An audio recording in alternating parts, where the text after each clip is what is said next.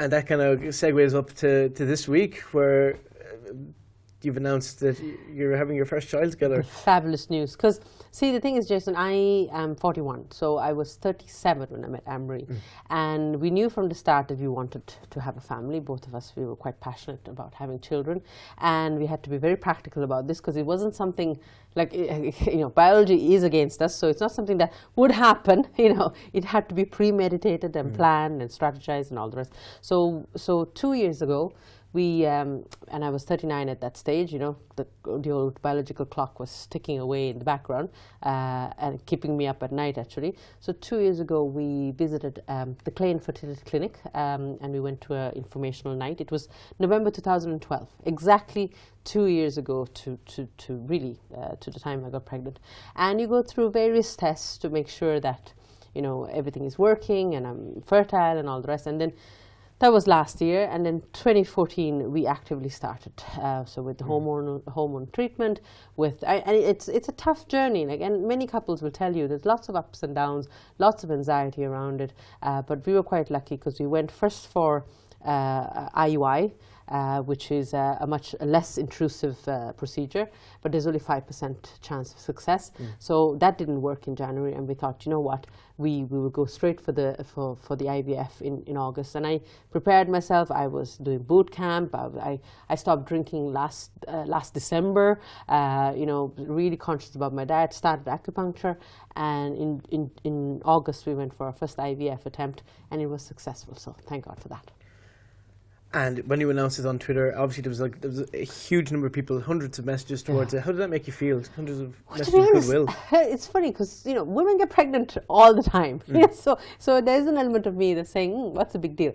But then there is an element of me that realizes, I am really the first lesbian in Irish public life that has decided to, start a family with my lesbian partner, and through fertility treatment and all the rest.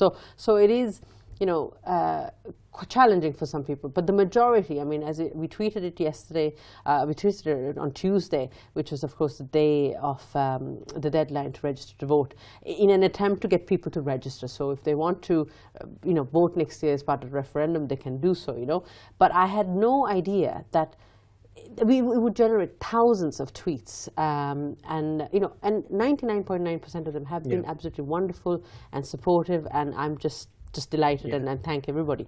But of course it did also bring about a small minority of extremely right-wing, extremely Catholic, just extreme views that would look at our situation. In fact, one tweet, if I can just mention to you, just to give you an idea or flavor of just how offensive these tweets can be, because I have no issue with debating, intelligent debating. That's, I think, is very important as part of the evolution process of us. But this particular tweet came in saying, I should report you to child services, because a fatherless baby by design is equivalent to child abuse. So they actually called Anne-Marie and myself child abusers, because we wanted to actually bring a child into this loving partnership. And I find that really hard, especially from someone who has experienced child abuse. I know what abuse is. I know what it's like to grow up in a family where there is abuse between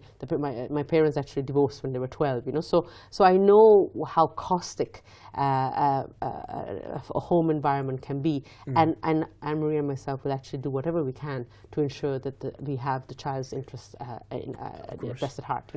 Did it make you anyway worried that society might, or small aspects of society might be, they might be as accepting? Was that something that kind of worried you then yesterday? Yeah, so I suppose, because it's such positive news. When someone tells you they're pregnant, it's like one of the it's nicest things anyone can tell you, next to getting married. And I think, how could someone come back with such a just negative and toxic comment?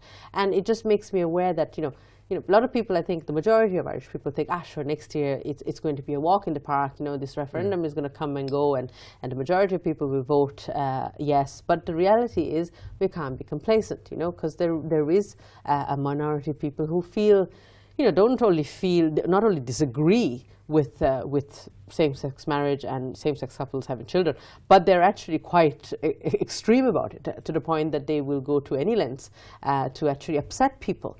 I've got a thick skin. I've been working in Irish media for the last 6 years, so I'm well used to it. But I can just see why organizations like Marriage Equality really find it hard sometimes to bring same-sex couples, forward to share their story openly with the media, because once they do, they become public property, and I hope that our experience, Anne-Marie and my experience, will somehow go some way to create a better environment for those families and for those children. Yeah. And there was, one or two people on Twitter talking about the paternity of the child. What would be your gut reaction if someone came up to you in the street and said, what about the father? Where's the father? Well, first of all, you wouldn't ask that question from a single parent. You wouldn't ask that question from an infertile couple either. So there's actually no difference between. And in fact, the words of the nurse in a Clane fertility clinic when I went for my last scan with them before I went to the Rotunda, they were like, when you came into through the doors of Clane Clinic, you were just like another infertile couple, and now you've graduated from fertility clinic and you're now off to the Rotunda, which is of course a baby making factory, because it's like a conveyor belt in there. It's fabulous. So why are people taking offense or having an issue with us? Because when you look at it, there's 60,000 people who are still waiting to hear. Their files have been they're still locked away in the HSC, and they don't know who their mother is, and they don't even know who their father is.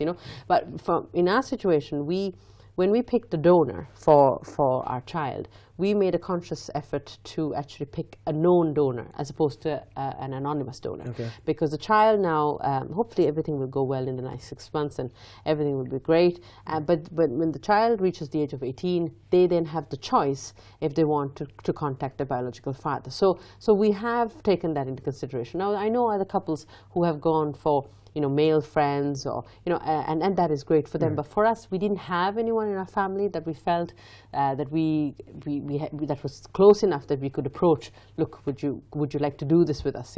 But for us, we went down the route of fertility clinic, and I think it's the best thing. But as I said, the child, when they turn 18, they will be the first people to, if they want to find out who their father is, and that is more than we can say than a lot of people who have been adopted in Ireland who have absolutely, they're clueless who their parents are.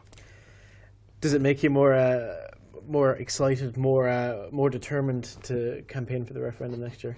Oh, Jason, I think that whole saying, hell had no fury as a woman scorned. Well, hell had no fury as a mother scorned, because Anne-Marie and I be very passionate about the marriage referendum, because we decided when we got engaged not to enter into civil partnership. We want our special day, but now we are two prospective mothers with the being a parent is, turns you into you become neurotic. You just worry about everything.